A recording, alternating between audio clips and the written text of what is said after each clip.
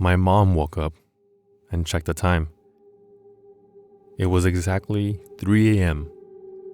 My sister, sleeping next to her, was burning up with a fever.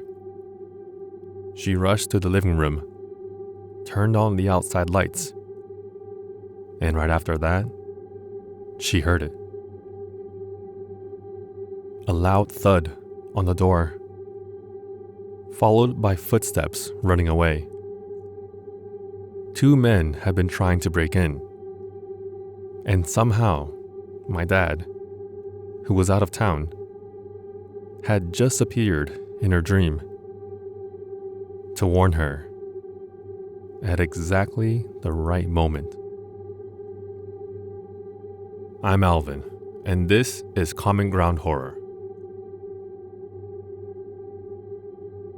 I had a conversation with my mom last night, and she randomly told me about something that happened when we lived in this old house years ago. I thought I'd share it here, because after she told me, I barely slept. This was back when I was in elementary school. I don't remember exactly why we had to move out of our house, but I was really upset about it, about leaving my friends behind. My whole world was my neighborhood, my school, my friends, and suddenly we had to leave. A family we knew offered to help. They let us stay temporarily in their old house, while my parents looked for a more permanent place. They warned us it was old, a bit worn out, but livable. We didn't have many options, so we took it. The moment we got there, something felt off. I remember pulling up to the house, getting out of the car, and immediately getting goosebumps. Not because it was cold, just this feeling. Like the air around the house was different, heavier. My youngest sibling refused to even step inside. She just stood there, outside the front door, crying. My mom tried to coax her in, but she wouldn't budge. Eventually, my dad had to carry her inside, and even then, she was upset. The whole first day, like she knew something we didn't. The atmosphere felt heavy. That's the only way I can describe it. Not scary, exactly. Just oppressive. Like the house was holding its breath, waiting for something. The house had 2 rooms and an attic. It was small. We were all crammed in together, but we made it work. I used to go up to the attic, not because I was looking for anything, just because it was the only place to be alone. Up there, I found a bunch of old stuff. Makeup, documents, papers with names I didn't recognize, old photos. I didn't think much of it at the time. I just figured the family had left some things behind, old junk they didn't need anymore.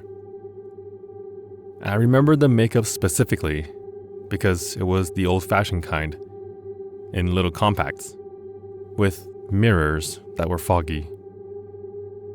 My sister and I used to play with it, pretending we were grown-ups, putting on the old powder and looking at ourselves in those cloudy mirrors.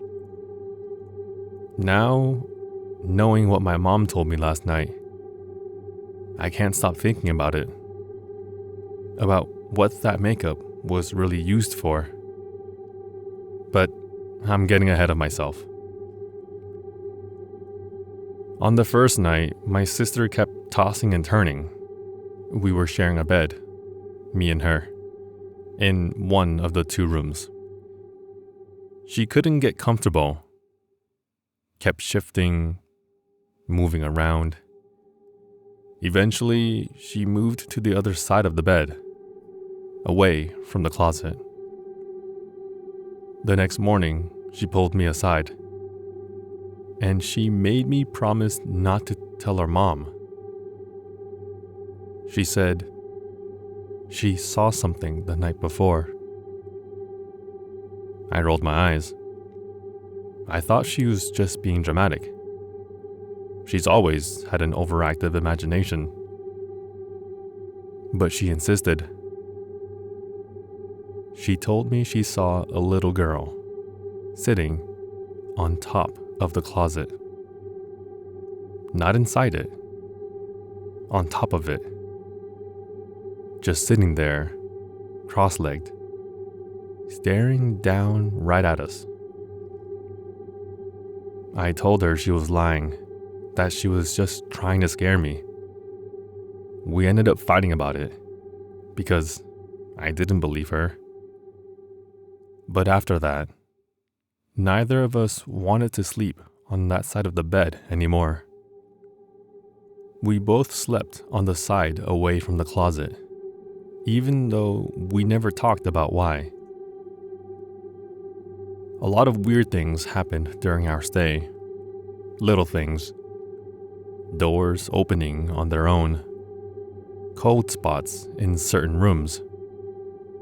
Sounds at night that didn't make sense. Footsteps in the attic when no one was up there.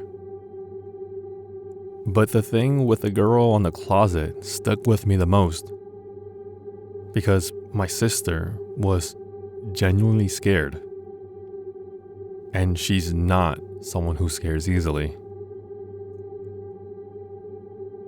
My dad is a painter. He travels for work sometimes, takes jobs in different towns. At the time this happened, he was out of town for a few days, so it was just my mom and us kids in the house. One night, my mom had a nightmare. She told me about it last night, and the way she described it still gives me chills. In the dream, she was lying in bed, and she saw a man sitting in the living room with a little girl beside him. They were both just sitting there, staring at her through the doorway into the bedroom. They were mouthing something. She couldn't hear them, but she could see their lips moving, trying to tell her something. Over and over. But she couldn't understand. Then suddenly, she felt hands on her shoulders from behind. She turned, and it was my dad, standing behind her. Even though he was supposed to be out of town, he was grabbing her shoulders, shaking her gently, telling her to wake up. He told her my sister had a fever, and that it was 3 a.m., and that there were 2 men outside trying to break in. My mom woke up immediately, heart pounding, and she checked the time. It was exactly 3 a.m. She reached over to my sister, who was sleeping next to her, and she was burning up. Fever. Just like in the dream. My mom got out of bed, rushed to the living room, and turned on the outside lights. The porch light, the yard light, everything. And right after she did, she heard it. A loud thud on the door, like someone had been leaning against it, or testing it. And then footsteps, running away, fast, down the driveway and into the street. She stood there in the living room, shaking, not knowing what to do. She checked all the locks, made sure all the windows were secure, and then she stayed up the rest of the night, with all the lights on, waiting for my dad to call in the morning. When I asked my mom about this last night, I thought she was just trying to scare me. Some ghost story to freak me out. But she insisted that it really happened. Every detail, the man and the girl in the living room, my dad in the dream, the fever, the men outside, all of it. Then she told me something I didn't know before. Something the family who owned the house never mentioned. The owners of that house used to run a funeral home business. The house, the one we stayed in, that's where they prepared the bodies, where they did the makeup, where they held the viewings. That heavy feeling in the air, that oppressive atmosphere, that wasn't just in our heads. The house had seen death constantly for years. My sister joked that the makeup we were messing with in the attic was probably used for that, for the bodies. And honestly, she's probably right. I think about that now, about the little girl my sister saw, sitting on top of the closet, staring down at us. And I wonder if she was one of them, one of the people who passed through that house, who was prepared there, who maybe never left. And I think about the man and the girl in my mom's dream, sitting in the living room, trying to tell her something, trying to warn her. And then my dad, who wasn't even there, appearing to make sure she understood, to make sure she woke up, to make sure she turned on the lights, to save my sister, and maybe all of us. Because if my mom hadn't woken up when she did, who knows what would have happened? Those men were testing the door, seeing if anyone was awake, seeing if they could get in. And if my mom had stayed asleep, they might have.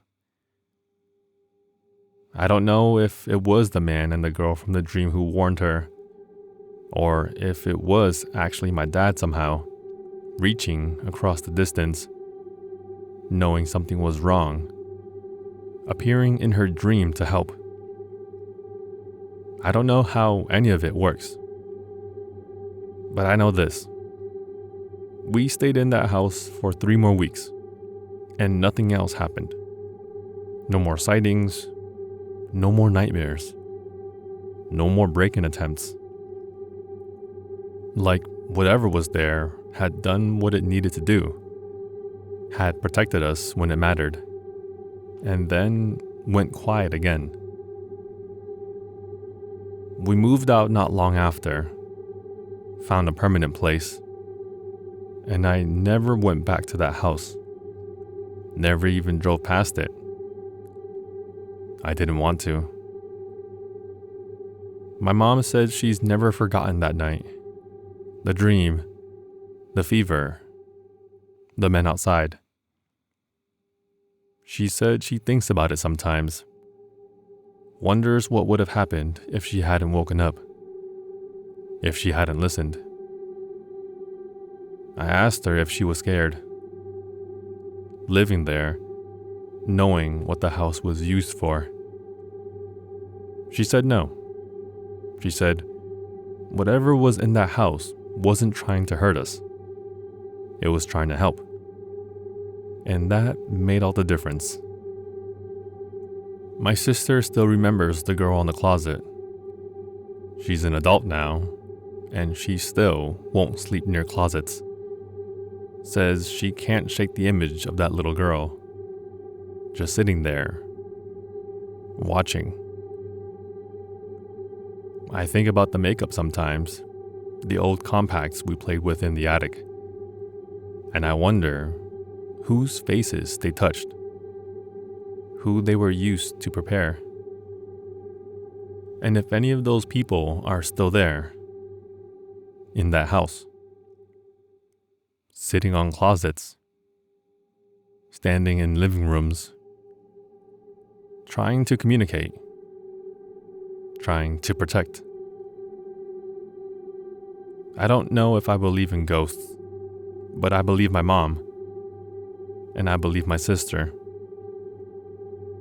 And I know something happened in that house, something we can't explain, but something that ultimately kept us safe. So yeah, I barely slept last night after she told me all this, and I probably won't sleep well tonight either, because now I can't stop thinking about it. I keep wondering, if we'd known it was a funeral home before we moved in, would we still have stayed? Probably not. But maybe we were supposed to be there. Maybe we needed whatever protection that house offered, even if we didn't understand it at that time.